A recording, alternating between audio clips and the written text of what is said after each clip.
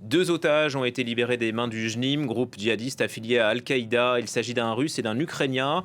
Ils avaient été kidnappés au Niger en 2024 et leur détention ensuite s'était déroulée au Mali. La Russie parle d'une opération spéciale qui aurait permis leur retour à la vie. Certaines sources parlent d'une rançon. D'ailleurs, il y a 5 mois, le JNIM avait également libéré 3 otages, dont un ancien général émirati. Et à l'époque, selon nos informations de Wassim Nasr et encore en plateau, le groupe djihadiste avait empoché une rançon record de 50 millions de dollars. D'où cette question, faut-il négocier avec le JNIM, devenu acteur incontournable pour sauver des vies? C'est le pari que font plusieurs personnes, loin des caméras certes, mais un homme politique malien a fait le choix d'assumer. Il s'appelle Oumar Mariko, actuellement en exil. Cet opposant à la junte s'est rendu au Mali, où il a pu rencontrer 17 otages retenus par le JNIM, otages maliens. Wassim Nasr, vous nous avez rejoint, c'est vous qui sortez cette information. Vous avez pu recevoir d'abord les preuves de cette rencontre qui s'est déroulée il y a quelques jours. Effectivement, donc j'ai reçu des photos et des vidéos de cette rencontre d'Oumar Mariko avec 17 otages maliens et en la présence d'un des otages chinois détenus par le JNIM. Rappelons quand même que le JNIM détient beaucoup plus d'otages locaux que ces 17 que Oumar Mariko a pu rencontrer. Et rappelons qui est Oumar Mariko d'abord. Donc c'est une figure de la politique malienne depuis des décennies. Il est médecin de formation, candidat aux élections présidentielles de 2002, 2007, 2012. Il était député, il était soutien au coup d'État de 2012, puis opposant à l'actuelle junte au pouvoir et en exil depuis 2022. Historiquement, il est d'obédience marxiste. Oumar Mariko, il est aujourd'hui à la tête du Parti Solidarité africaine pour la démocratie et l'indépendance et du mouvement démocratique populaire MDP. Voilà, il a donc pu faire le chemin. C'était le 4 avril. Il est parti le 4 avril de son pays pour rejoindre donc le JNIM. Est-ce que d'abord on sait comment vont les otages qu'il a pu rencontrer, Wassim? D'après lui, donc il a quitté son pays d'exil pour rejoindre les territoires tenus par le JNIM au Mali. On a une carte. On va voir sur la carte dans quelle zone il a pu évoluer.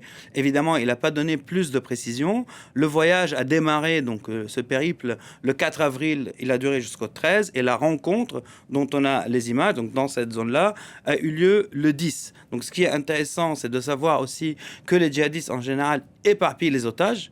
Il ne les regroupe pas, et que ces 17 qu'il a pu rencontrer personnellement ont été regroupés à l'occasion. Donc le JNIM a décidé de regrouper ces gens-là pour qu'ils puissent rencontrer Oumar Mariko. D'après les images qu'on voit, ils sont en bonne santé, du moins ces 17-là, et ils ont pu passer, tel que M. Mariko m'a dit, quasiment la journée ensemble. Et donc là, c'est lui qui s'adresse à eux pour recueillir leurs paroles, leurs revendications, leurs demandes, qui s'adressent évidemment aux autorités de Bamako, mais aussi pour s'enquérir de la situation, parce que pour certains, il y en a qui sont otages depuis plusieurs mois, voire des années. Ce sont des preuves de vie.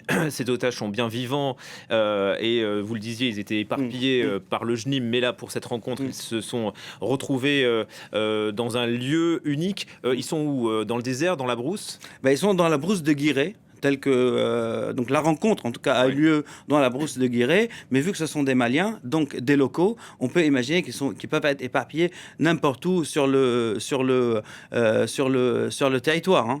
Donc et le fait est que d'après la carte qu'on a vue, la zone est assez vaste, et le fait est que le JNIM a pu les détenir dans cette zone ou à l'extérieur de cette zone, mais le fait est qu'il a pu les acheminer pour faire cette rencontre. Il faut oublier aussi qu'Oumar Mariko a 67 ans, donc le périple n'est pas du tout facile, et qu'il a pris sur lui donc cette décision ou cette démarche d'aller voir ces otages. D'après ce qu'il dit, c'est une initiative personnelle. Initiative personnelle que partagent d'autres personnes, mais je le disais en introduction, ça se passe loin des caméras. Bon, là aussi, il n'y a pas d'image. En tout cas, on a des preuves, mais il l'assume. Il assume cette rencontre. Et c'est ça qui est nouveau. C'est ça qui est nouveau, c'est qu'on sait que plusieurs, représentants politiques de l'opposition ont été à la rencontre de représentants du JNIM. On sait que les autorités maliennes négocient avec le JNIM. On sait que les renseignements maliens négocient avec le JNIM. On sait que des pays de la région négocier avec le JNIM, mais personne ne l'assume publiquement, ouvertement. Ce qui est nouveau dans cette démarche, et qui est propre aussi au personnage d'Oumar Mariko, qui a toujours été dans la prise d'initiative, c'est qu'il assume. Il va les voir, il prend le risque, du haut de ses 67 ans, donc le périple d'être lui-même attaqué, le risque d'être tombé sur une patrouille de Wagner, le risque de tomber sur l'armée malienne, et en rentrant, il l'assume, il le dit ouvertement, qu'il a été voir le JNIM pour sortir ses otages. Et pourquoi selon lui? Parce que selon lui, et ce qui est en fait plutôt vrai, ces otages donc maliens, locaux, personne ne s'enquérit de leur sort. Quand c'est des otages étrangers, vous l'avez mentionné comme l'otage émirati, beaucoup de missives se mettent en route, que ce soit des pays de la région, des autorités, etc., parce qu'il y a des grosses rançons à la clé ou parce qu'il y a des gains diplomatiques à la clé. Par exemple, pour les otages qui sont entre les mains de l'État islamique aujourd'hui, il y a un otage américain, plusieurs pays sont en train d'essayer de le sortir de sa détention. Donc là, ils sont maliens et la junte, visiblement, s'en désintéresse, c'est ça que Non, voilà, c'est ça, ça s'en désintéresse. Et la seule chance qu'ils ont pour certains d'être libérés, c'est quand les familles ou les villages, les communautés arrivent à réunir une certaine somme pour les sortir, ou par exemple, quand le JNIM a ce qu'il veut, par exemple, des libérations. D'après ce qu'Omar Mariko dit, et ce qui correspond aussi à la réalité, c'est que tous les chefs du JNIM qui ont été arrêtés par les Français et puis détenus à Bamako, en gros, on penche à penser qu'ils sont morts en détention. Donc aujourd'hui, ce que le JNIM demande, même s'il continue de la réclamer, mais ce qu'il demande surtout, c'est les petites mains. C'est-à-dire les petites mains qui gravitent autour du JNIM. Ça veut dire ceux qui amènent le gasoil, ceux qui rapportent l'eau dans les camps, ceux qui rapportent la nourriture et qui sont raflés par l'armée de temps à autre. Et le JNIM, il dit, libérez ces gens-là parce que leur famille les demande. Donc les familles qui vivent dans les territoires plutôt contrôlés par le JNIM les demandent et ils s'adressent au JNIM. Donc c'est une façon de contenter les populations sur lesquelles il règne, peu ou prou.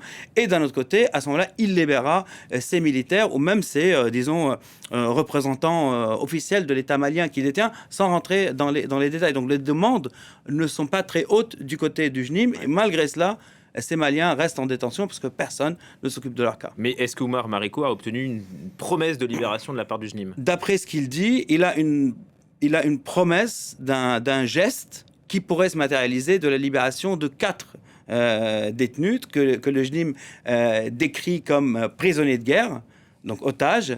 4, 2 militaires, 2 civils.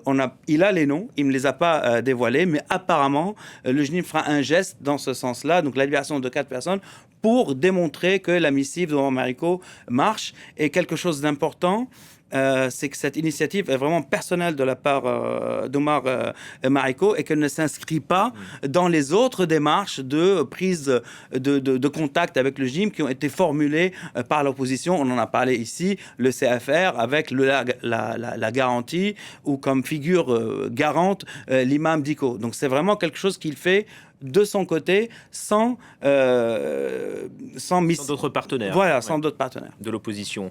Bon, on suivra bien sûr l'avancée de cette affaire. Qu'est-ce que ça nous dit, cette rencontre de la situation au Mali, mais aussi de la politique du JNIM? Ça nous dit, en tout cas, que le JNIM essaye de plus en plus de faire de la politique, qu'il prend les mains tendues, disons, et qu'il essaye de gagner le cœur et les esprits des Maliens qui vivent sous son autorité et même de ceux qui le combattent aujourd'hui. Parce que en démontrant qu'il est possible pour lui de libérer ses détenus ou ses otages maliens, c'est aussi une façon de démontrer que les autorités de Bamako ne s'occupent pas de ces gens-là, ce qui est factuellement vrai. Et ça laisse aussi l'impression qu'il est prêt à parler avec tous les acteurs qui viennent vers lui. Donc Omar Mariko, on l'a dit, il est quand même de tendance marxiste.